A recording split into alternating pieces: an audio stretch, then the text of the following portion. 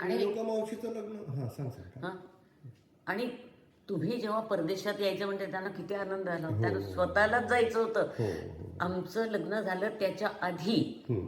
ते माणगावपासून एक बंदर आहे जवळ, मला आता त्याचं नाव नाही आठवत, मला घेऊन गेले होते त्या दाखवायला. इथून बोटी सुटतात म्हणून त्यांना आफ्रिकेला जायचं होतं. तेव्हा हो, त्यांचा एक मित्र आफ्रिकेला गेला. तो बरं. म्हणत होता अरे चल तू पण, तर तात्यांनी जाऊ नाही दिलं. अच्छा.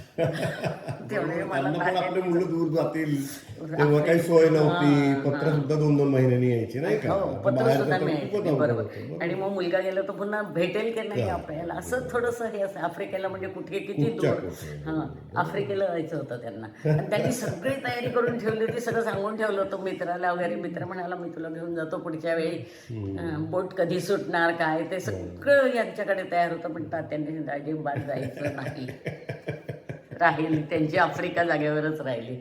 म्हणून तुम्ही जेव्हा म्हणालात की आम्हाला जायचे असेल तर इतका त्यांना खरंच आनंद आनंद आला. झाला. हो, अगदी आनंदाने तुला पाठवलं अगदी, त्याने. अगदी. हां.